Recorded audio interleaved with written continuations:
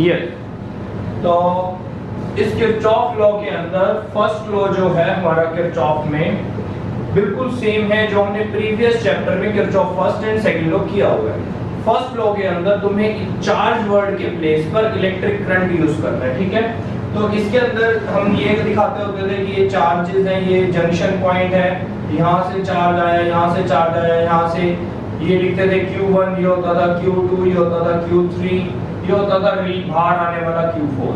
हम कहते थे Q4 जो है वो किसके बराबर है, Q1 plus Q2 plus Q3, इन सब के बराबर है।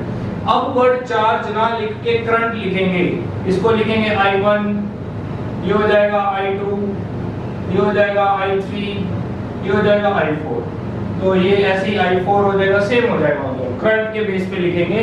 तो जितना करंट हमारा एंटर करेगा सर्किट में उतना ही करंट हमारा क्या होगा, उतना ही करंट रिलीज करेगा। वीडियो क्लियर नहीं आ रहा? क्यों क्लियर नहीं है भाई वीडियो तुम्हारा? यहाँ पर तो ब्लर आ रहा है। एक सेकंड ऑन ऑफ कर देते हैं, वेट।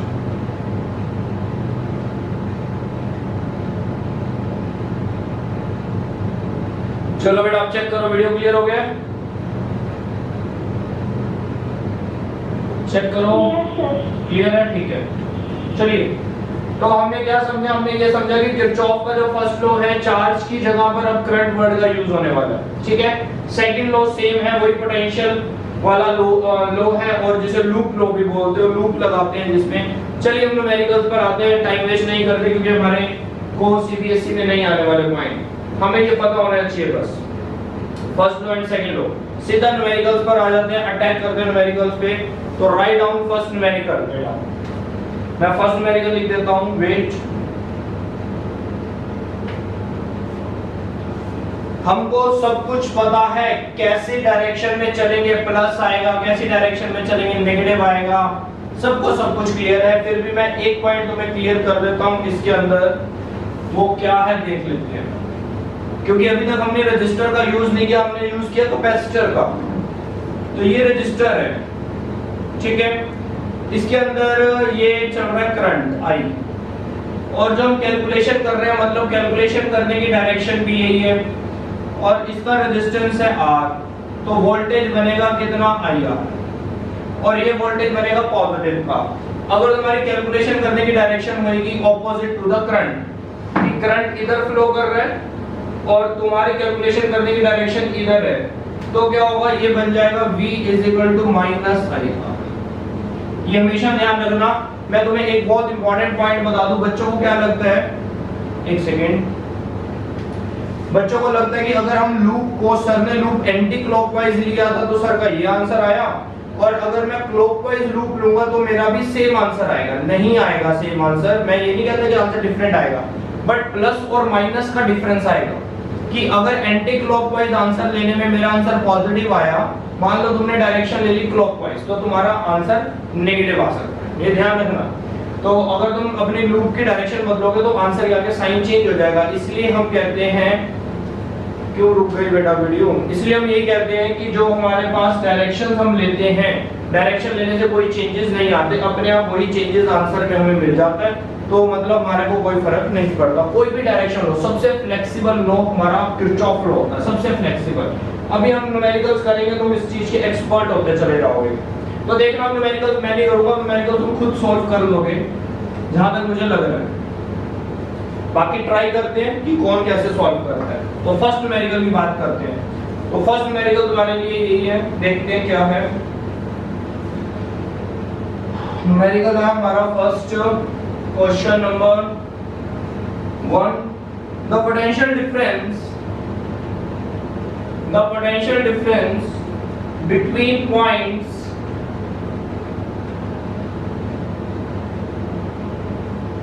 A and B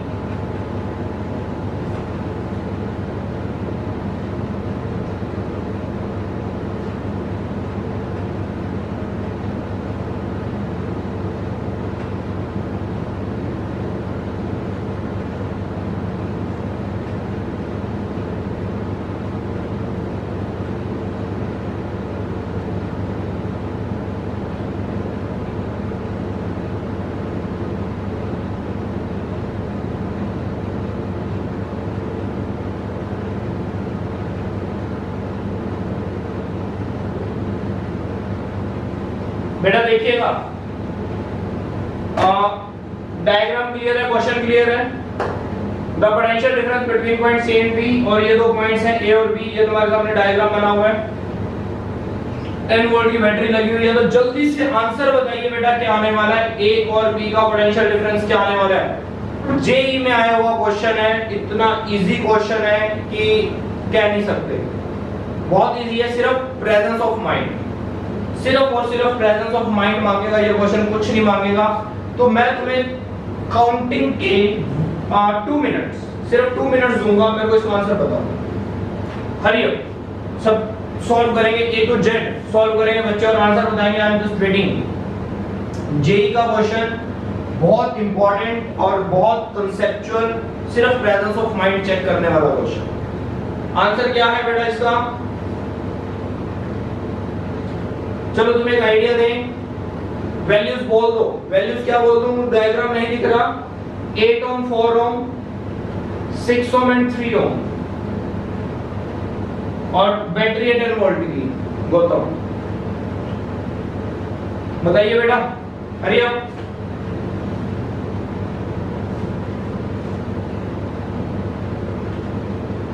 बेटा प्रेजेंस ऑफ माइंड, सिर्फ प्रेजेंस ऑफ माइंड।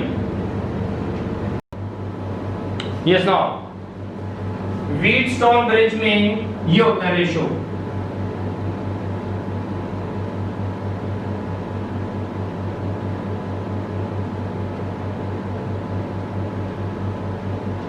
ठीक है।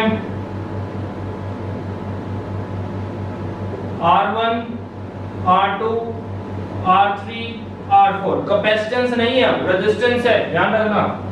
तो रेशो ले लो बेटा, R1 by R2 is equal to R3 by R4। अगर ये दोनों रेशो सेम है तो इसका मतलब पॉइंट ए और पॉइंट बी पर पोटेंशियल सेम होगा, VA is equal to VB। इन दोनों पॉइंट पे पोटेंशियल सेम हो जाएगा। अगर ये रेशो सेम है तो ये वाली जो वायर है इसमें करंट नहीं होगा, जीरो करंट होगा, तो ये वाला जो रजिस्टर है शॉर्ट सर्किट हो जाएगा। ठीक है, अब इसमें बताओ, अब ये वाला लगाओ। ये सिर्फ प्रेजेंस ऑफ माइंड ही दो है बेटा। व्हीटस्टोन ब्रिज अपनी आंखों से देखना है इस क्वेश्चन में तुमने। ये क्वेश्चन व्हीटस्टोन ब्रिज का क्वेश्चन दिया मैंने तुम्हें, ठीक है। तो इन दोनों की रेशियो निकालो ना, इसकी और इसकी रेशियो निकालो, देखना इक्वल आ रही है। 8/4 इज इक्वल टू 6/3, क्या हो जाएगा ये 2/4, यही आएगा, और 3 है ना, तो 2 और ये 2, तो इक्वल आ गया। ए और बी पे पोटेंशियल सेम हो जाएगा। अगर ए और बी पे पोटेंशियल सेम है तो पोटेंशियल डिफरेंस कितना होगा, VA minus VB, VA minus VB is equal to 0। तो आंसर है 0। भाई जब दोनों पॉइंट पे पोटेंशियल डिफरेंस सेम है, दोनों का पोटेंशियल सेम है, तो पोटेंशियल डिफरेंस तो 0 होगा ना, डिफरेंस होगा ही नहीं क्योंकि पोटेंशियल सेम है। तो क्लियर हो गया? Is it clear to all? बताइए बेटा। यस, कहो सब क्लियर है? पता नहीं कहां गुम हो जाते हैं, सुन हो जाते हैं बिल्कुल। तो भाई मैसेज एक्टिव रहा करो, मुझे तो पता लगे ना क्लियर है तुम्हें या नहीं है। तो हमें यहाँ पे व्हीटस्टोन ब्रिज का कांसेप्ट लगाना है, आंखों से लगाना है। ये तो मैंने करके दिखाया, करके नहीं दिखाना है तुम्हें। हाँ, अगर सीबीएसई में क्वेश्चन आएगा तो डेफिनेटली करके दिखाना है। अगर ये नीट में या जेई में क्वेश्चन आएगा तो नहीं करके दिखाना, आंखों से करना है कि इनकी रेशियो सेम है, तो ये दोनों पॉइंट का पोटेंशियल सेम होगा, पोटेंशियल सेम होगा तो दैट मींस पोटेंशियल डिफरेंस 0 हो जाएगा। ठीक है, attach to the next question. Next question पे आते हैं।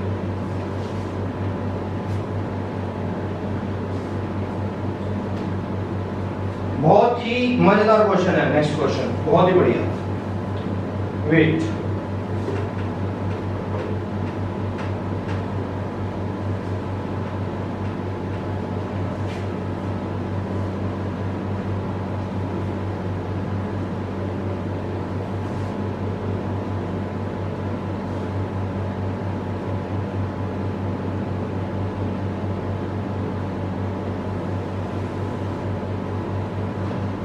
find total current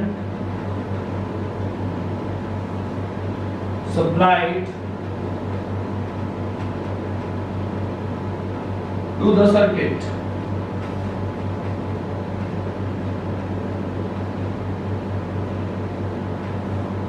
by the battery.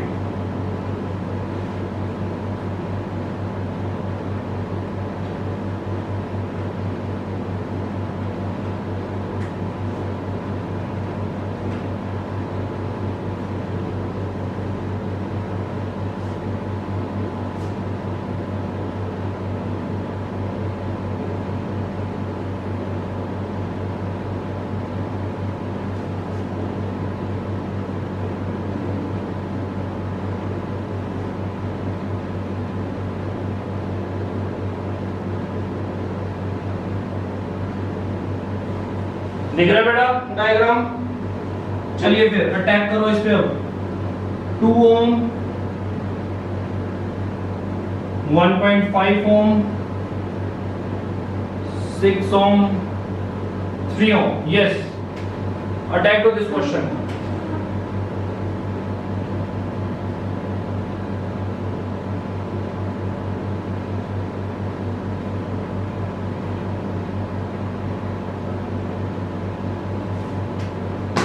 चलिए भाई बेटा आंसर बताइएगा मुझे इसे फटाफट से, हरी अप।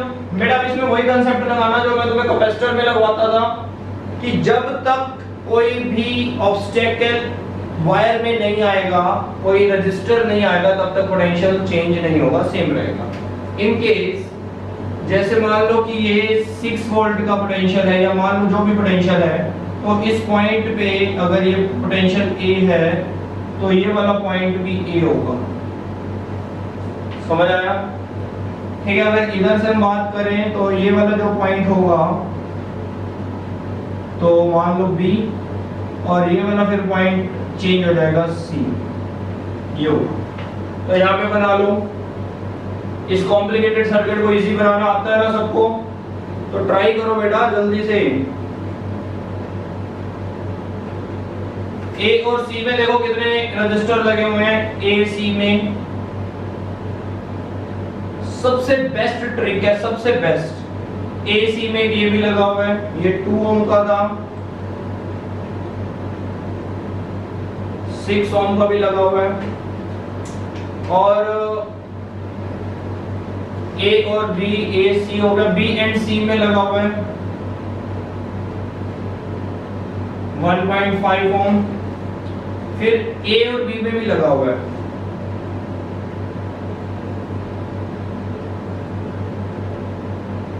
लो जी, और ए में और बी में, ए और बी के बीच में बैटरी भी है।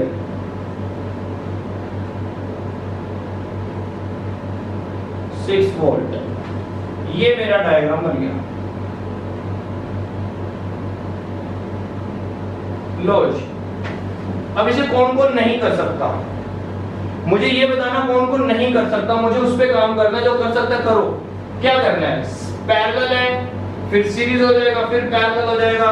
ठीक है। इसका इक्विवेलेंट रेजिस्टेंस, इसका आर इक्विवेलेंट बताओ मेरे को सॉल्व करके। फिर आई निकालेंगे ओम्स लॉ लगा के, फिर आई निकालेंगे ओम्स लॉ लगा के। वी आई हो जाएगा हमारा V बाई आर। तो मुझे आर इक्विवेलेंट बताएंगे सभी बच्चे। हरिया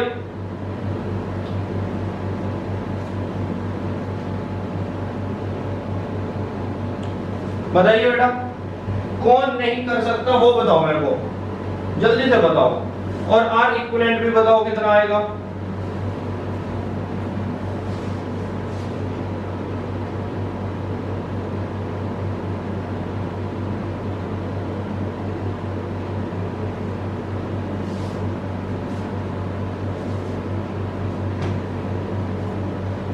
कितना आया आर इक्विवेलेंट? किसी का आर इक्विवेलेंट 3/2 ओम आया। ये क्या निकाल दिया? 6.5/3, 3/2 आएगा। क्या कर रहे हो? ये कितने ओम का है? 3 का है ना।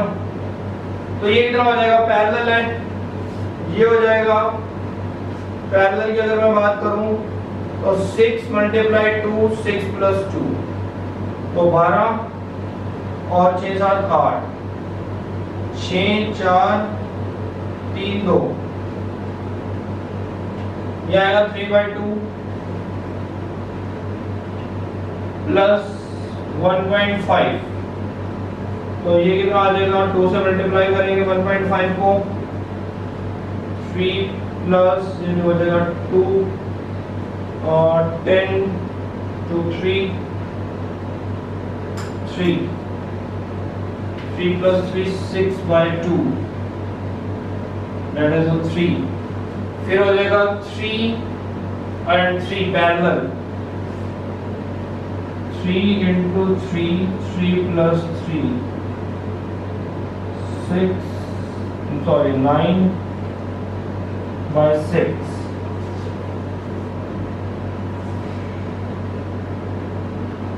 9/6, एक से 9/6 आ रहा है मेरा यहाँ पे, वोल्टेज है मेरी 6 और ये हो जाएगा 9/6, 36/9, 4 एम्पियर करंट आ गया बेटा। लो जी, ये नहीं आया, 3/2 नहीं आया, 3/2 सिर्फ इसका आएगा, इसको मैंने पैरेलली सॉल्व करा, 3/2 आया, फिर मैंने इस 3/2 को और सीरीज में प्लस कर लिया, 3 आ गया, फिर 3 और 3 को पैरेलली सॉल्व कर लिया, 9/6 आ गया, इक्विवेलेंट रेजिस्टेंस आ गया मेरा 9/6 ओम, ठीक है। देन ओम्स लॉ लगाया, V/R किया, V दिया हुआ है 6 वोल्ट का, तो डिवाइड किया 36/9, 4 एम्पियर। क्लियर है सब, कोई क्वेश्चन? 4 एम्पियर आंसर आएगा। Is it clear to all? इसमें बेटा भूल कर भी किरचॉफ मत लगा लेना। मैसेज कर दे, क्या लिख रहे हो, क्या बातें चल रही है भाई तुम्हारी ये?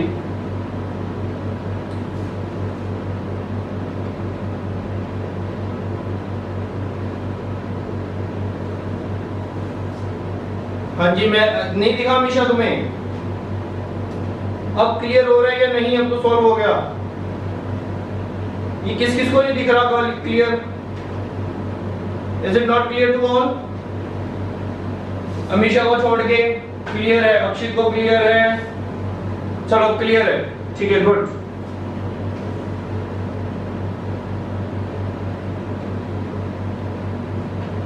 चलिए, बहुत बढ़िया, बहुत बढ़िया, ग्रेट। क्लियर होना चाहिए बेटा, इजी क्वेश्चन है। इस डायग्राम को देख के हमें डरना नहीं है, ये डायग्राम को देख के डरना नहीं है। जैसे इंडिया चाइना को देख के डर नहीं रहा, अटैक कर रहा है, तुमने अटैक करना है इस पे, अपने आप हार जाएगा ये, ठीक है। अटैक करो, कॉम्प्लिकेटेड से सिंपलेस्ट फॉर्म में बनाओ, सीख रखा तुमने, ठीक है। फिर सिंपल सिंपल उसे सॉल्व करो। जहां पर तुम सीरीज और पैरेलल के कॉम्बिनेशंस बना सकते हो, जैसे यहाँ पर तुम पैरेलल और सीरीज के कॉम्बिनेशंस बना सकते हो, भूल कर भी वहां पर किरचॉफ मत लगा देना। अगर लगाओगे इतना कॉम्प्लिकेटेड हो जाएगा सब कुछ कि नहीं हो पाएगा, बहुत टाइम वेस्ट होगा, बहुत टाइम लग जाएगा। किरचॉफ लॉ को हमने वहां पर यूज करना है, किरचॉफ अंकल को, किरचॉफ बाबा को हमने वहां पर यूज करना है जहां पर हमारे हाथ खड़े हो जाते हैं।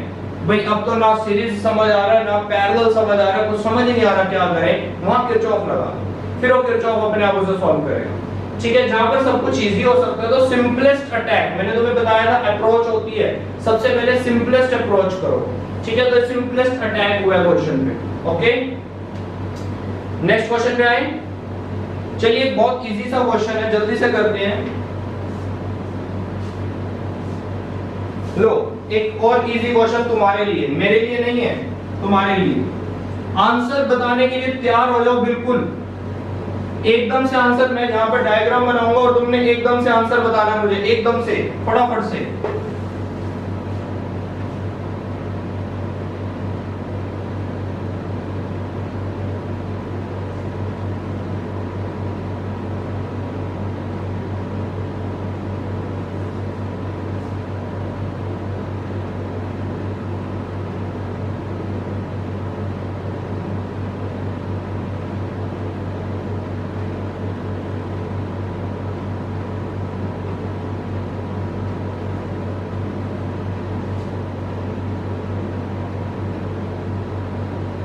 लो बेटा जल्दी से आंसर बताओ, डायग्राम मैंने बना दिया।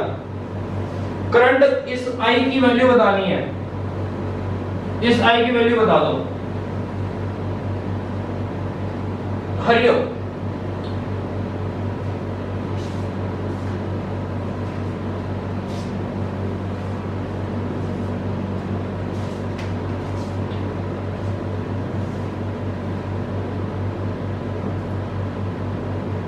बताइए आंसर बताओ बेटा जल्दी से। इस डायग्राम तुम्हारे सामने है। चलो मैं बताता हूं, फर्स्ट लो लगाओ। जितना करंट एंटर कर रहा है, कितना लीव कर रहा है, यहां पर कितना करंट बच गया तुम्हारे पास, बता दो ना। 2 एंपियर यहां से आया, 2 एंपियर यहां से आया, 4 एंपियर हो गया। यहां पर 10 नहीं आएगा, 1.7 आएगा।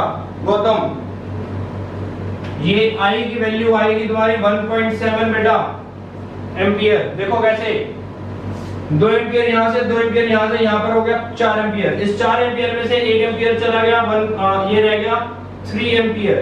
यहां पर हो जाएगा 3 एम्पियर। 3 एम्पियर में से 1.3 एम्पियर जा चुका है, तो 3 एम्पियर में से 1.3 एम्पियर गया, तो कितना आ जाएगा ये 1.7 माइनस कर दोगे ना तो 1.7। गौतम क्लियर हुआ? यस गौतम,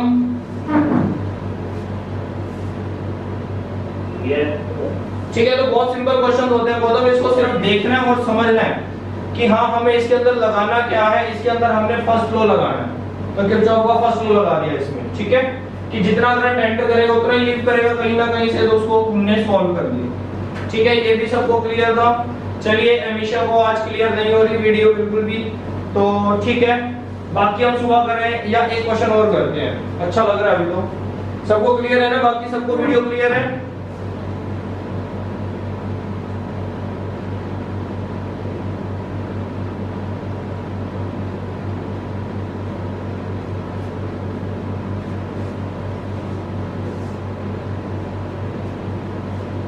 टाइम क्या हो गया? 1 सेकेंड, कहीं क्लास ओवर हो जाए।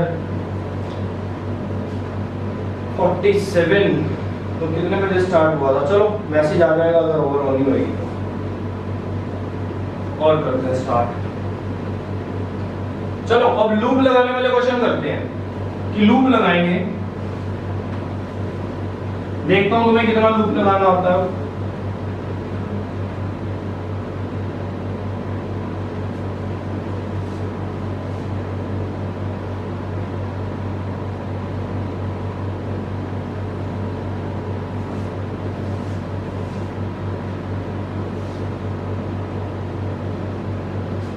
Write down question.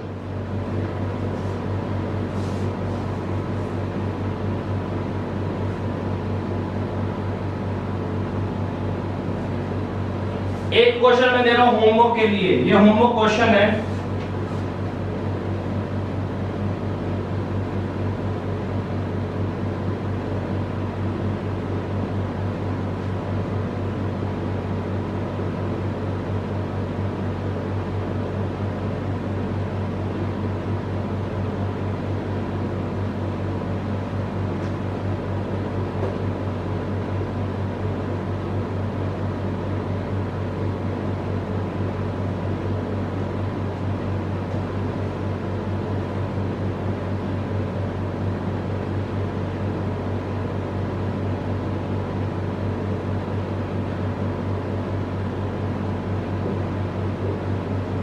तो ये आई निकाल रहे हैं, सेम क्वेश्चन बेटा जो भी अभी दिया था, बस डायग्राम चेंज कर दिया।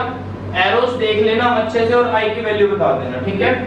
तो ये तुम्हारा होमवर्क क्वेश्चन है, ये होमवर्क में करके लोगे, ठीक है। ये होमवर्क है, प्लस का क्वेश्चन है, प्लस माइनस करना आंसर आ जाएगा, ठीक है। और आंसर क्या तुम्हें बता देता हूँ, 11 आएगा इसका।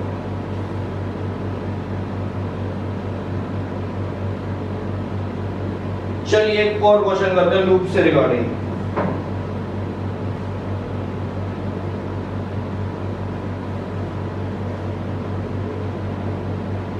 सबने लिख लिया ना क्वेश्चन? मैं रफ कर रहा हूं।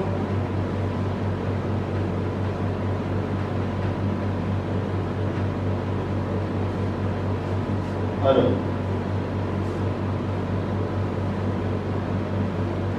क्वेश्चन है फाइंड करंट I1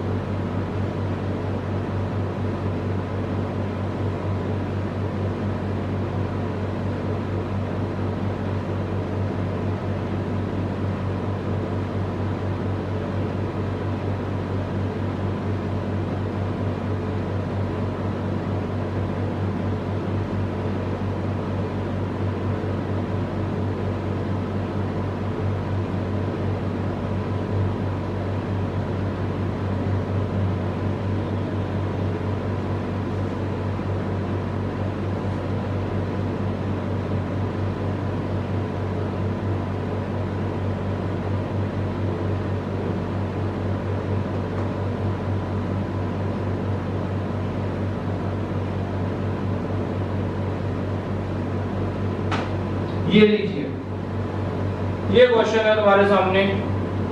इसमें तुमने I1 फाइंड आउट करना है। अब ये डेफिनेटली किरचॉफ लगवाएगा तुमसे। क्यों किरचॉफ लगवाएगा देखना, इसमें लूप सेलेक्ट करने में भी टेक्निक है। टेक्निक नहीं है, एक अपना माइंड है, एक अपनी चॉइस है। ठीक है, कैसी चॉइस है देखते हैं। अब ये I1 हमें निकालना है, तो इसमें करंट नहीं दिया हुआ, तो सबसे पहले तो हमें इसके अंदर करंट लेना पड़ेगा अपनी तरफ से। कहीं पे भी कोई भी डायरेक्शन ले लो, इधर चलाओ उधर चलाओ, कोई दिक्कत नहीं है। यहां से करंट चला लेते हैं I1,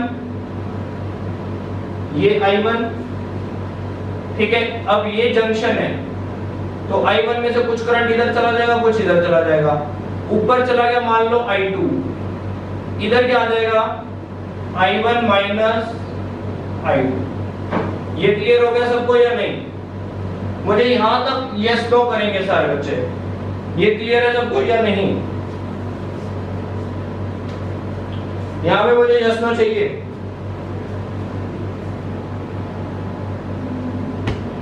बताएंगे सभी? Is it clear to all?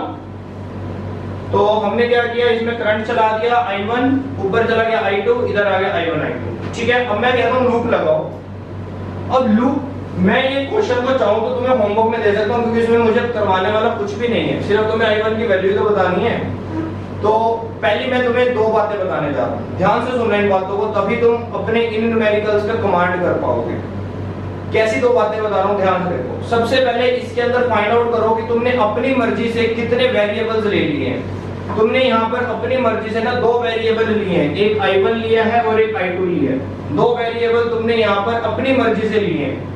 अगर तुमने यहाँ पे दो वेरिएबल अपनी मर्जी से लिए हैं, तो डेफिनेटली तुम्हें यहाँ पर दो लूप चाहिए। ठीक है, दो लूप्स की हेल्प लेकर तुम इन वेरिएबल्स की वैल्यू फाइंड आउट कर पाओगे। तो पहली लूप इसमें लगा लो, ये लूप लगा देते हैं। ये कौन सी डायरेक्शन ली मैंने, क्लॉकवाइज ले ली, लगा दो।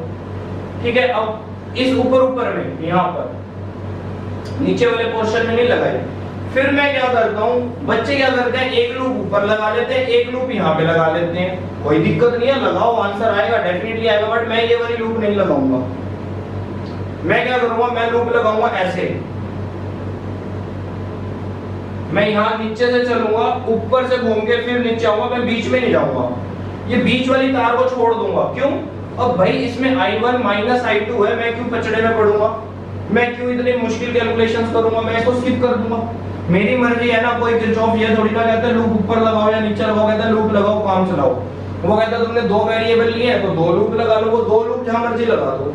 तो मैंने क्या किया, एक ऊपर वाले पोर्शन में लूप लगाई और एक फिर ऐसे बड़ी लूप लगा दी। बीच वाले में मैं आया ही नहीं। क्यों नहीं आया, ये माइनस I1 और I2 से बचने के लिए। तो फर्स्ट लूप लेते हैं बेटा,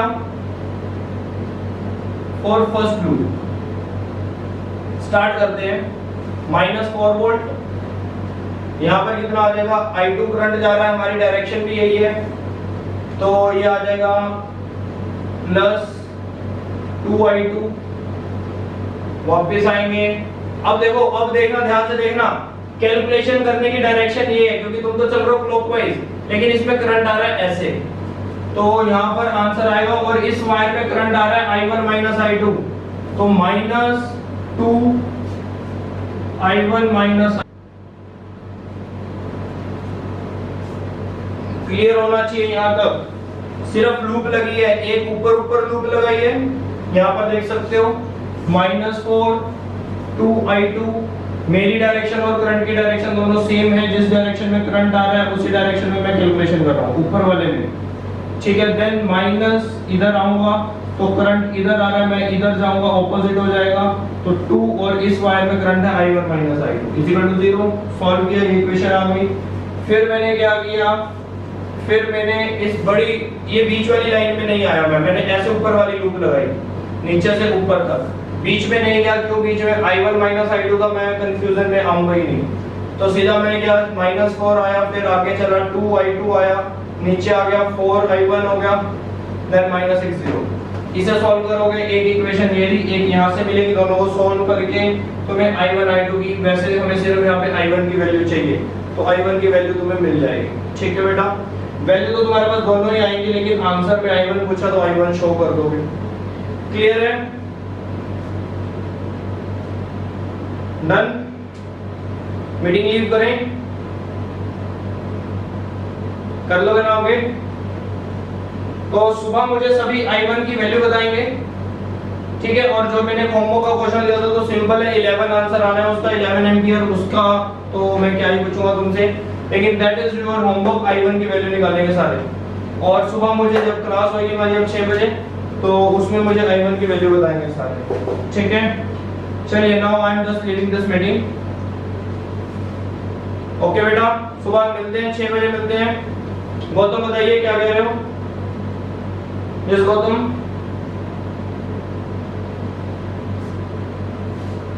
चलो नाउ, अब सुबह 2 क्लासेस की जरूरत नहीं है, क्योंकि अब वाली क्लास हो गई है, सुबह एक ही बहुत है अब तो, बाकी देख लेंगे जैसा होगा, ठीक है। क्या कह रहे थे गौतम तुम? मुझे आवाज नहीं आई।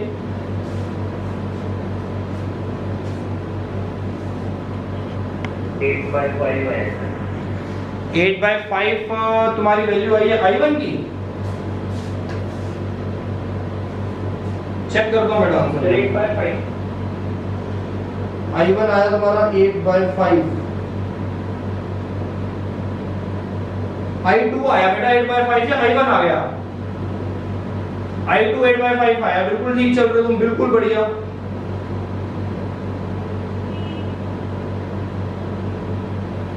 नाइन बाय 5 आ जाएगा I1, बहुत बढ़िया बेटा, बहुत बढ़िया, जीनियस। 8/5 आएगा I2 और 9/5 आएगा I1। आया सबका?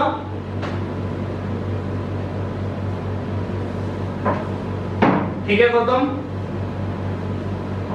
बिल्कुल सही कर रहे हो, बहुत बढ़िया। कैलकुलेशन होनी चाहिए बेटा, इसमें तो कुछ भी नहीं है, कुछ भी, सिर्फ इसे सॉल्व करोगे, इक्वेशन बनेगी, दोनों इक्वेशन सॉल्व करोगे, ठीक है।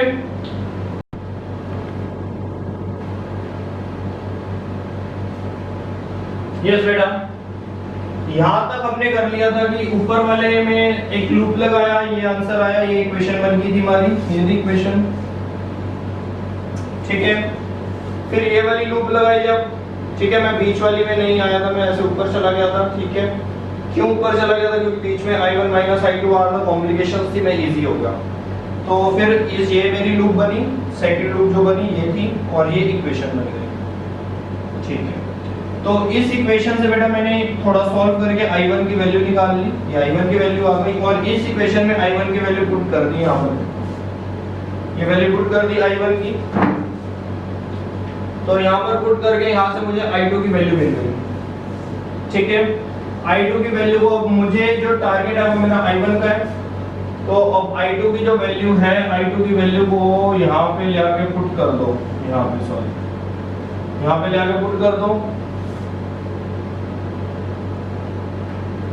और जब पुट करेंगे तो I2 की वैल्यू मैं यहाँ लिख देता हूँ, सॉरी I1 की, तो I1 आ जाएगा बेटा 8/5 एम्पीयर। सॉल्व कर देना, ये 9/5 जब I2 की जगह रखोगे तो यहाँ पर सॉल्व करोगे आंसर आ जाएगा। I2 की वैल्यू को पुट करते ही यहाँ पर I1 आ जाएगा 8/5 एम्पीयर। ये तुम्हारा बेटा क्वेश्चन डन है। सबसे इजी मेथड है किरचॉफ, ठीक है। लूप इसमें भी तुम लगा सकते हो, कोई दिक्कत नहीं है। एंटी क्लॉक क्लॉक जैसे मर्जी लो, कोई दिक्कत नहीं है। अगर आंसर तुम्हारा नेगेटिव है, जैसे मान लो यहाँ पर मेरा I1 पॉजिटिव आया, I2 पॉजिटिव आया, इसका मतलब है कि जिस डायरेक्शन में एक्चुअल में करंट चल रहा है उसी डायरेक्शन में तुमने कैलकुलेशन की है। इन द केस अगर ये नेगेटिव आ जाता तो हम समझ जाते कि जो हमने डायरेक्शन ली है करंट की वो एक्चुअल डायरेक्शन नहीं ली। हाँ, एक्चुअल में करंट ऑपोजिट आ रहा है, क्यों? क्योंकि हमारा आंसर नेगेटिव में आ रहा होता। तो ये कोई प्रॉब्लम नहीं है पॉजिटिव नेगेटिव, सिर्फ पॉजिटिव से ये पता चलता है कि हाँ हमने उसी डायरेक्शन को मान लिया जिस डायरेक्शन में एक्चुअल में सर्किट में करंट होगा। अगर वो डायरेक्शन नहीं मानी तो हमारा आंसर नेगेटिव आ जाएगा। तो हमें समझ आ जाएगा कि करंट किस डायरेक्शन में, अब जो करंट है एक्चुअल में यही डायरेक्शन है करंट। ओके, तो no problem, answer positive negative में ध्यान मत दो, ये लूप्स जैसे मर्जी लो, फ्लेक्सिबल क्वेश्चन है, कोई प्रॉब्लम नहीं आएगी। ओके, टेक केयर बेटा, बाकी कल कंटिन्यू करते हैं। ठीक है बेटा, हैव अ नाइस डे।